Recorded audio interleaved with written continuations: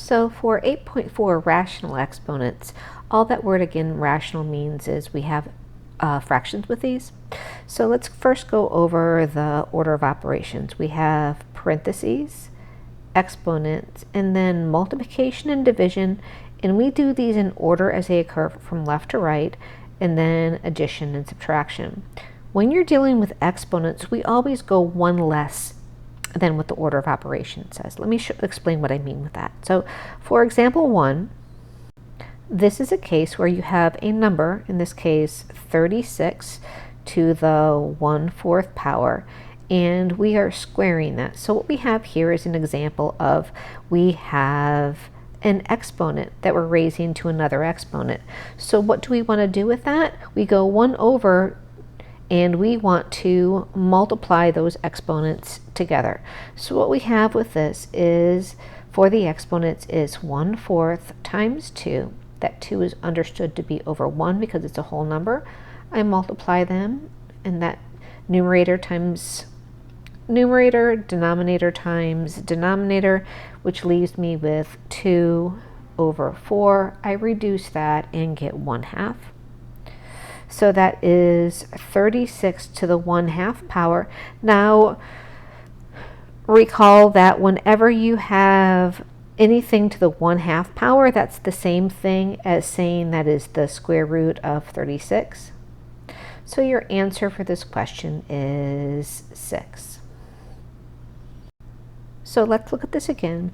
Now, if we have a number, in this case, let's say it's 3 to the 1/4 times 3 to the 3/8. What we are doing here is we are multiplying those pieces together.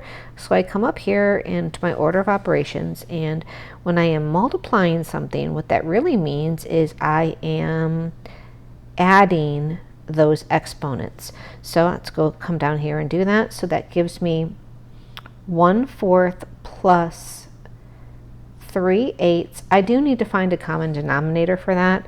I do that by multiplying the numerator and the denominator of 1/4 by 2 over 2, which gives me the fact that I have 2 over 8 plus 3 over 8.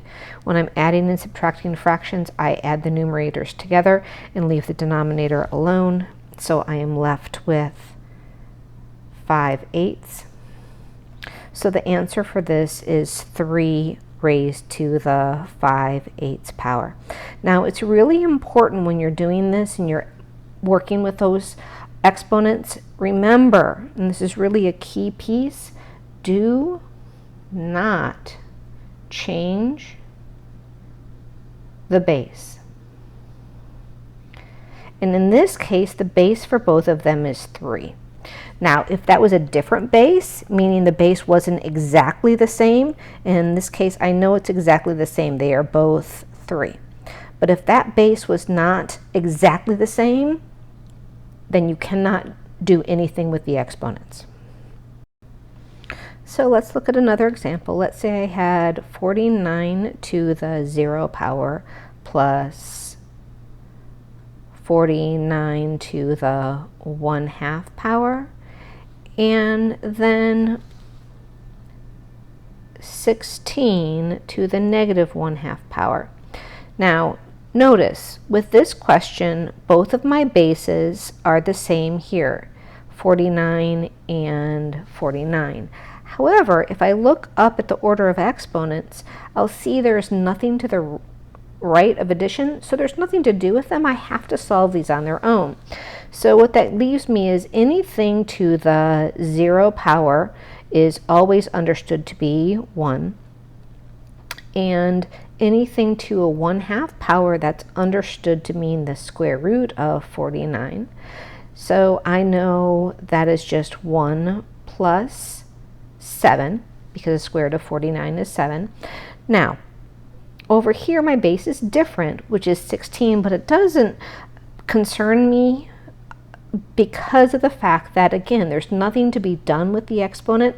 I just have to treat this as a negative, so that gives me 1 over the square root of 16. And again, that's because the negative exponent tells me to put that in the denominator. always understand that any whole number is always over 1.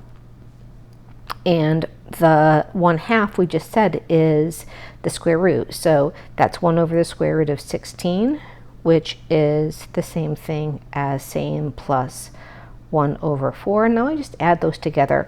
1 plus 7 gives me 8 plus 1/4. I do need to find a common denominator to add those together.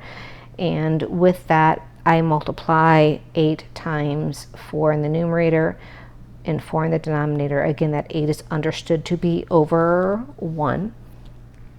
So what I have when I do that, I get 32 over 4 plus 1/4. So my answer here is just 33 over 4. And that will be your final answer with this question. Now we're going to go ahead and do the same thing, only with variables. So this was x to the 1/5 times x to the 1/4.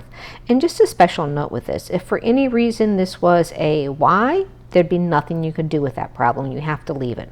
But it's not. Let's go back to what I had in the original. They're both the bases. And by base, I mean whatever that variable is. So the base must be the same.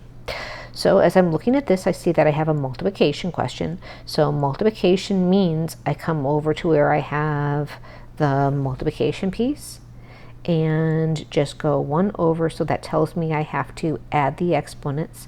So I have 1/5 plus 1/4.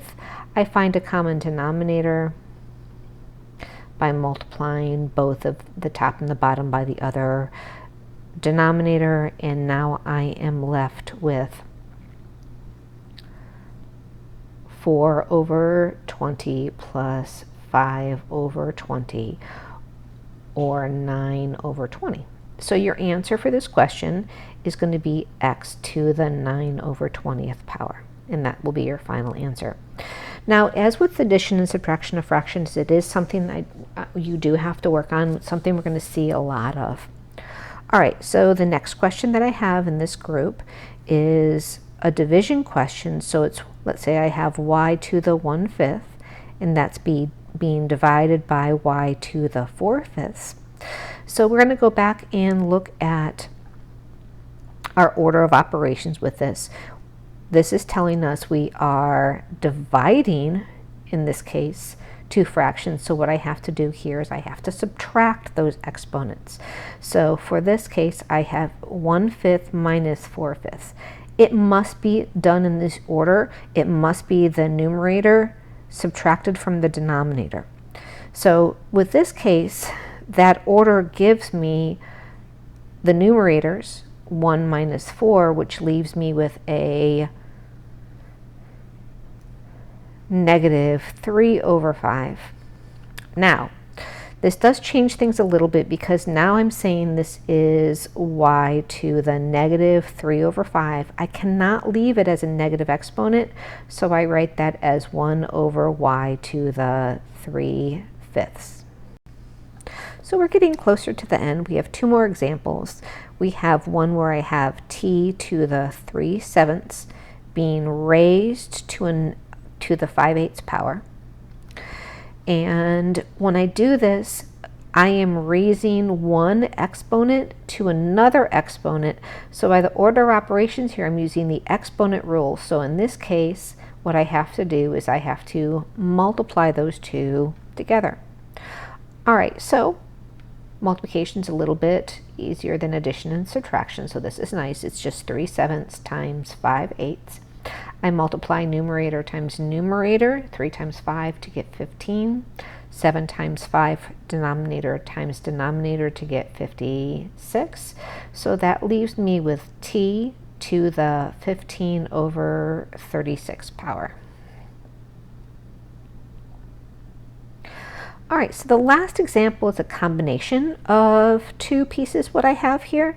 So the last example that I'm going to do today, or for this lesson, is I have x to the 7/5 divided by x to the 1/5, and that is all being raised to the 5 over 6 power. Now you can do this a couple different ways. I prefer to make the numbers smaller rather first. So the first thing I'm going to do is do the inside of the parentheses. And to do that, these are being divided. So when I divide, I go back and do 1 over and I subtract those exponents. So let's do that first. So for this question, I have 7/5 minus 1/5. I have a common denominator already, so that is just 6 over 5. So now I say I have x to the 6/5 raised to the 5/6. And this is a case where I have an exponent being raised by another exponent. So what I do here is I multiply them together. And this is kind of a fun one because what I'm left with here is I have 6/5 times 5/6. Well, that just equals 30 over 30 or 1. So the final answer is not 1. Remember, my final answer here is x to the first power, or you can just write it without the exponent.